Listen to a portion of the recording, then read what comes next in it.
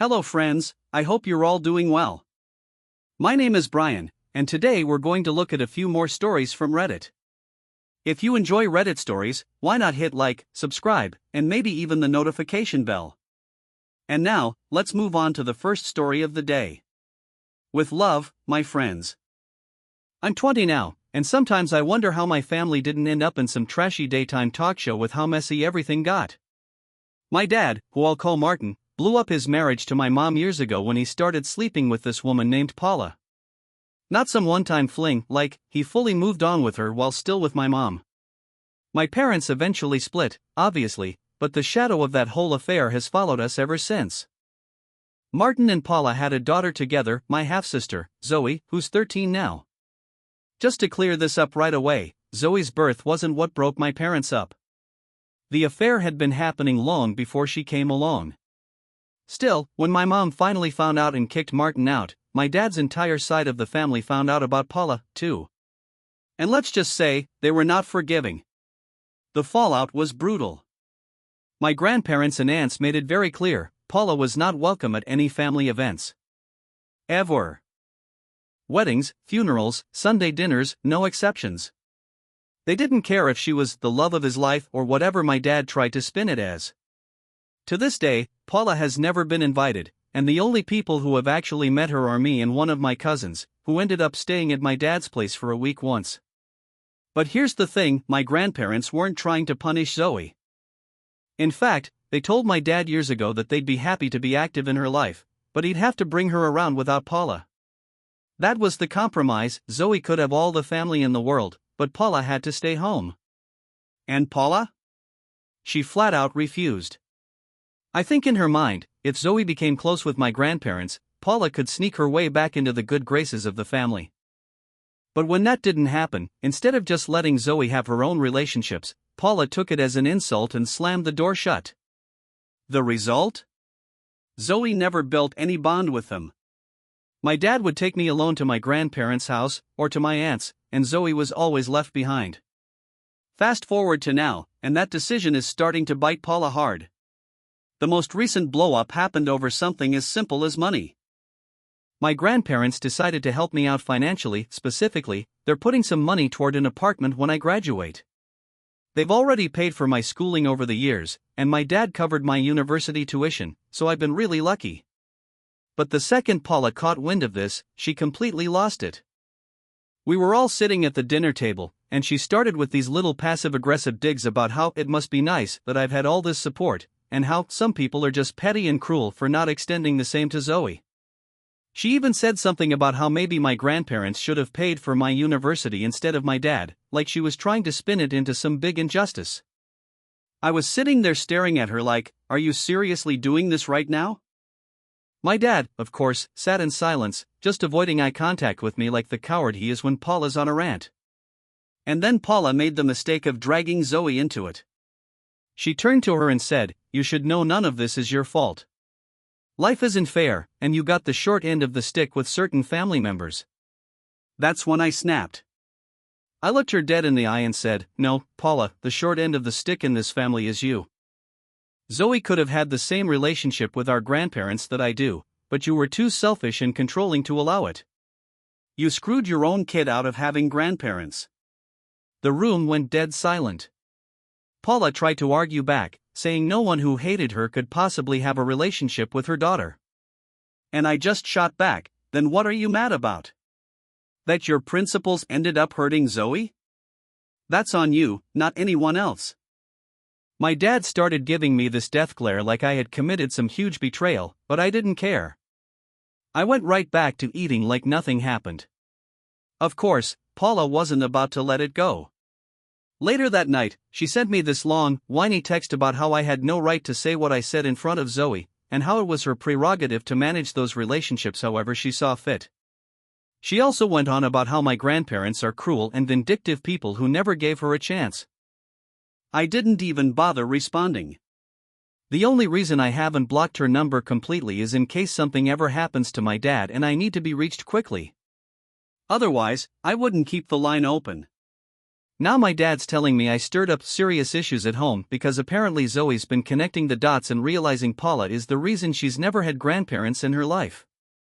And now she's furious with her mom. My dad says I was out of line, that I should have never said that in front of a child. But honestly, Zoe was only hearing the truth because her mom was rewriting history at the dinner table. I didn't mean to cause a rift between Zoe and Paula, but I'm not sorry I called it out. Paula wanted to play victim in front of her daughter, and she ended up exposed. The next morning my phone lit up like a slot machine. Paula sent 3 paragraphs about respecting a mother's boundaries and how my grandparents had poisoned everyone against her. I muted the thread and texted my dad, "You going to say anything?" He replied, "Please don't escalate." That's Martin in one sentence. He'll sit in the doorway while a fire spreads and ask everyone to lower their voices. For context, my grandparents aren't saints, but they're consistent. When the affair came out, they iced my dad for a while. He was only invited to things during his custody time with me, and even then it felt like probation. Time melted some of that anger, mostly because we're the kind of family that complains loudly and forgives in a whisper. They still think he's a jerk, they simply prefer known jerks to brand new headaches. Paula, to them, is a brand new headache. They did try, though. Years ago, my granddad told Martin, "Bring Zoe without Paula and we'll make up for lost time." That was the lane. Martin agreed. Paula refused. She framed it as, "No one treats my daughter like a parcel," and that was that. Zoe didn't come, the lane closed, and holidays resumed with one less chair. I'm not angry that Paula set a boundary. Plenty of moms would. I'm angry that she pretends the boundary shouldn't produce consequences. You can't ban the only bridge and then post about how isolated the village is. Meanwhile, Zoe's 13 and sharper than adults give her credit for. After dinner she DM'd me a single question mark. I told her I loved her and that none of this was on her. She asked, "So, they would have seen me?" I said, "Yes. They still would." She didn't reply after that. By evening, Paula started love-bombing the group chat with inspirational quotes about healing your inner child. My aunt reacted with a thumbs up and privately sent me, "She's rattled." She wasn't wrong. When control slips, Paula narrates. When narration fails, she rewrites. And this time, the editor is a teenager who finally learned to read between the lines. 2 days later, my dad finally called me instead of hiding behind Paula's texts. He started with his usual routine, long sigh, heavy silence, then a vague, "You know this isn't helping." I let him ramble until he got to the point. Zoe was furious at her mom. Apparently, she'd started demanding answers about why she never got to meet her cousins or grandparents. And instead of Paula being able to spin it, Zoe threw my words back at her. "So, you stopped me from knowing them?" Dad admitted he didn't know what to do.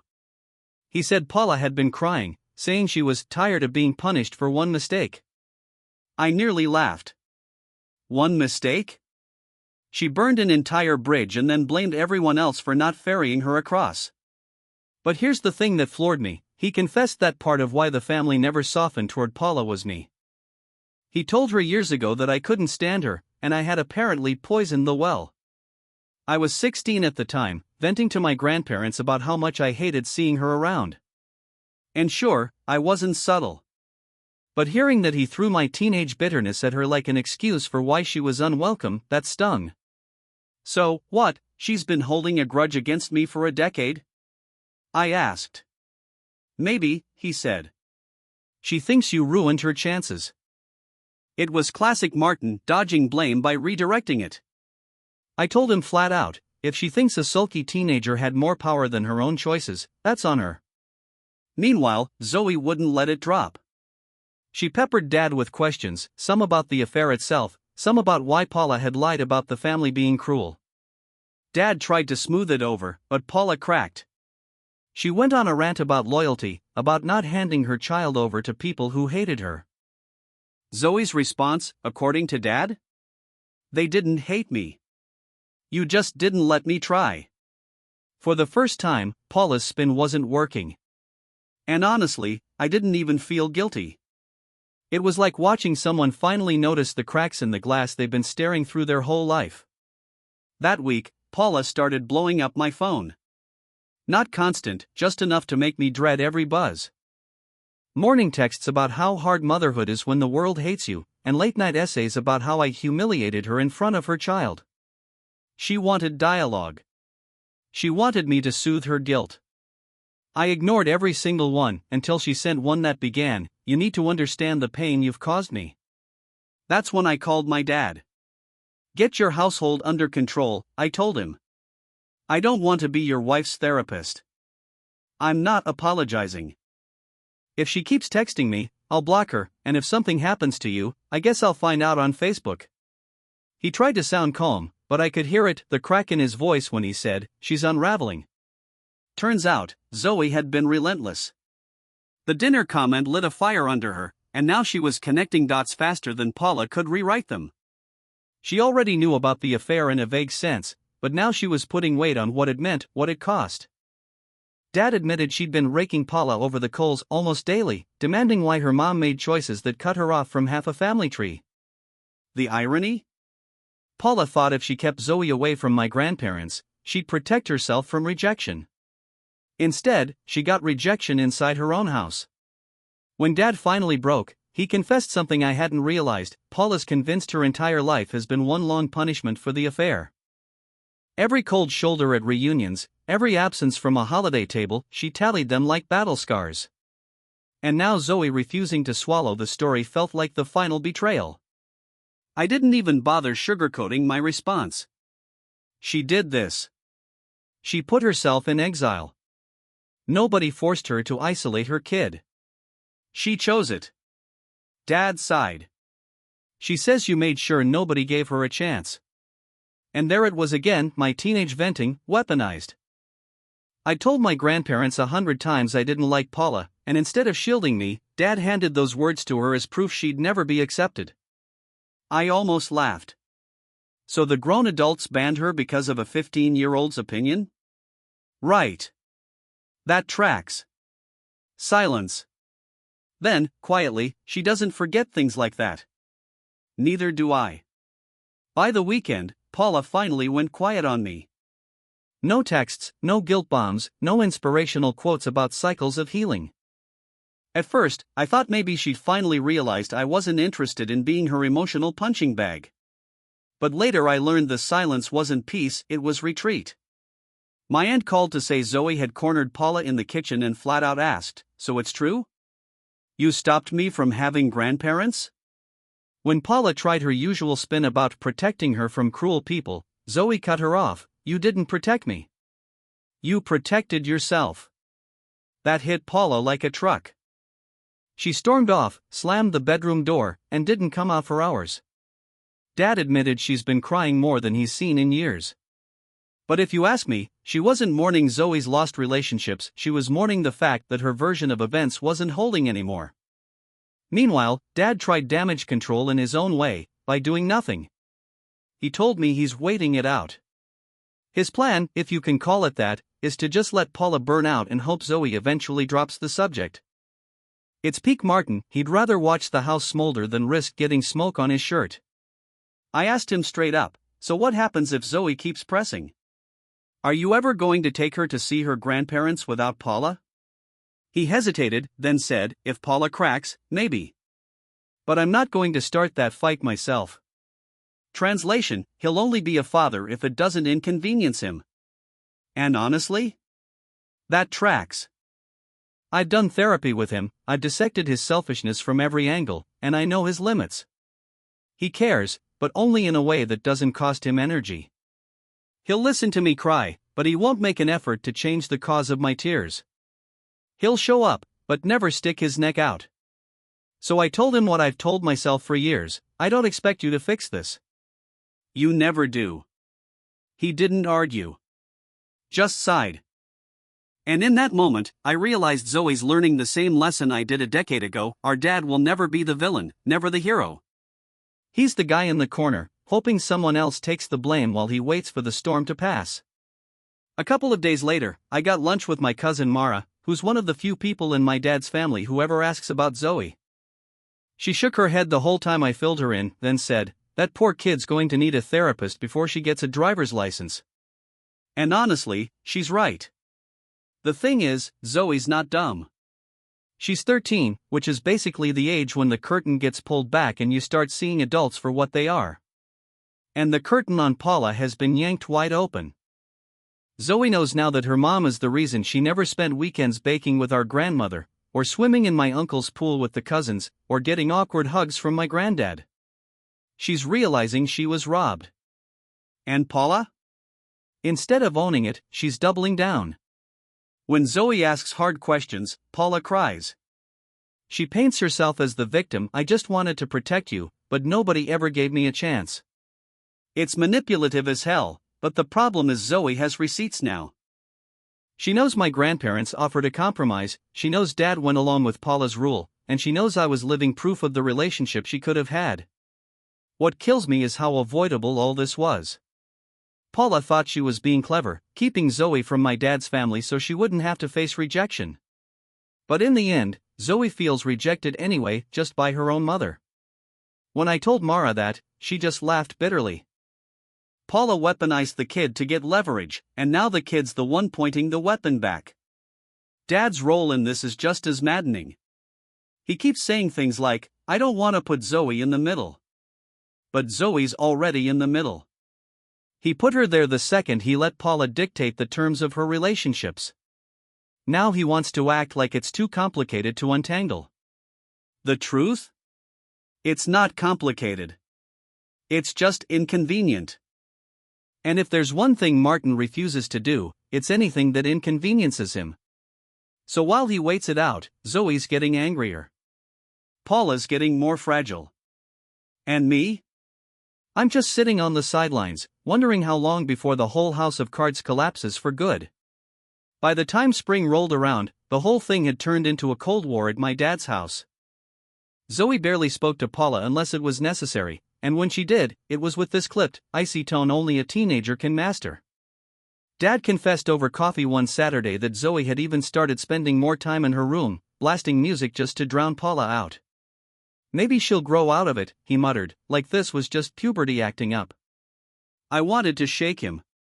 "She's not slamming doors because she hates TikTok being down, Dad. She's furious because she knows her mom stole her grandparents from her. There's a difference." He didn't reply, just stirred his coffee like it had secrets at the bottom. The irony was, Zoe wasn't asking for much. She didn't want a trust fund or an apology written in the sky. She just wanted to know her family, the people who share her bloodline. And every time she voiced that, Paula melted down. I heard she once shouted, "They don't want you." Only for Zoe to shoot back, "No, they don't want you." That line spread through the family grapevine like wildfire. My aunt called me the next day, cackling, "Kid's got more backbone than her father ever did." Meanwhile, Paula turned her attention back to me, though in subtler ways. I'd see these cryptic Facebook posts from her about toxic influences and outside forces trying to break a family. She never tagged me, of course, but the shoe fit so tightly it might as well have come with my name engraved. I refused to engage. I wasn't going to become the villain in Paula's public pity play.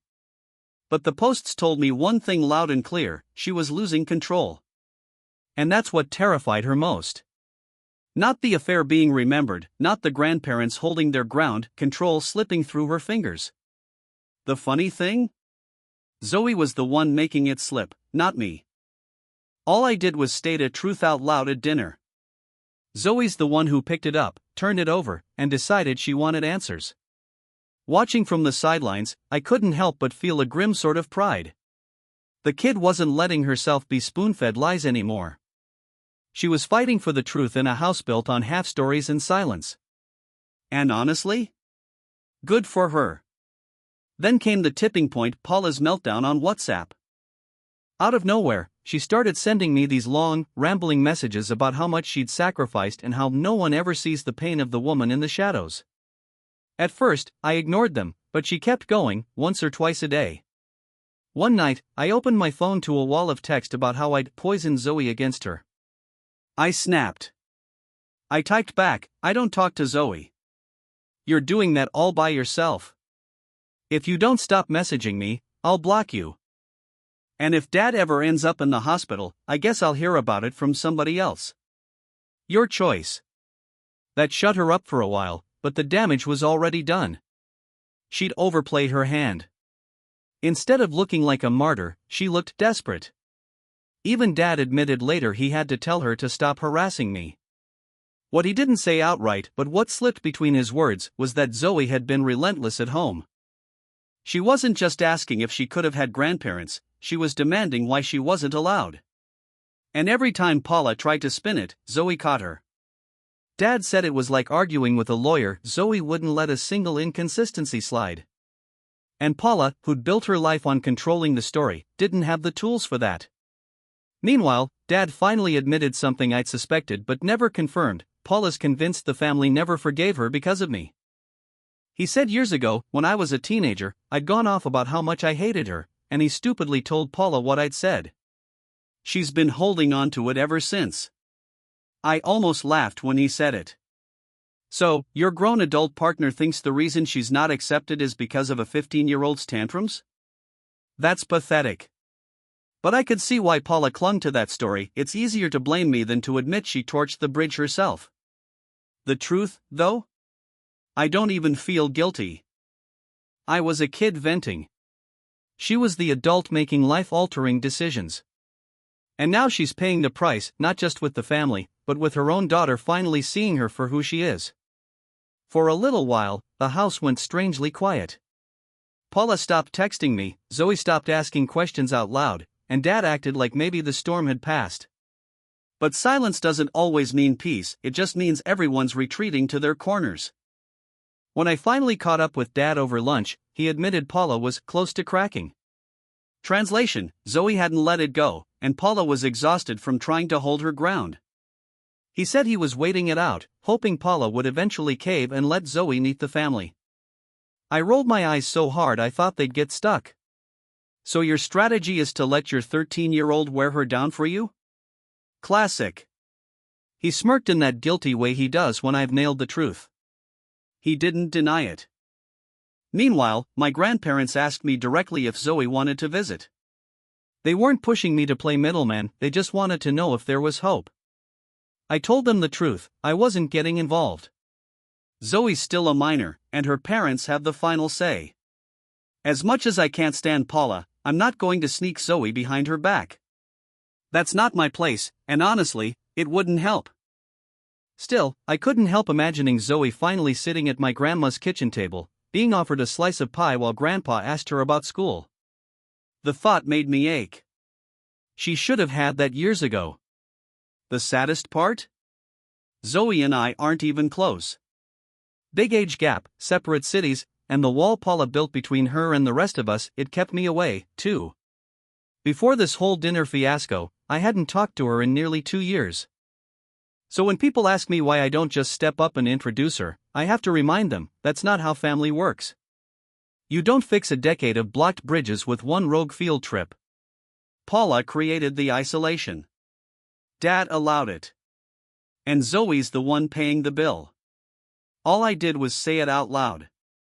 And yet, somehow, I'm the one Paula keeps calling the villain. A few weeks later, I realized nothing was really resolved, just rearranged. Paula had stopped texting me, but only because she was sulking. Dad carried on like always, pretending neutrality meant wisdom. And Zoe? She was still simmering, quieter on the outside but sharper every time she spoke. The family's taken their own stance, doors are still open. My grandparents told me flat out, if Zoe ever wants to come here, she's welcome. Paula doesn't need to be part of it. It was the same offer they made years ago, and it's still waiting, dusty, but not withdrawn. I think about Zoe sometimes, sitting in that house, realizing the people she could have had in her corner were there all along, but just out of reach. That kind of realization sticks. It doesn't just sting, it shapes you. And I hate that she's learning so young what I already know: adults can fail you in slow, deliberate ways. As for me, I've stopped engaging.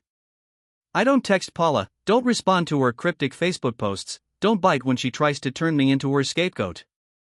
I keep my number open only because of Dad, in case something happens. But beyond that, I've made peace with not being part of Paula's emotional circus.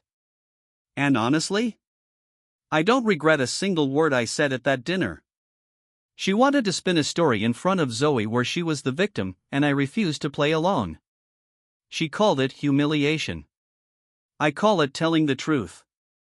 Because at the end of the day, Zoe deserves more than half-truths and silence.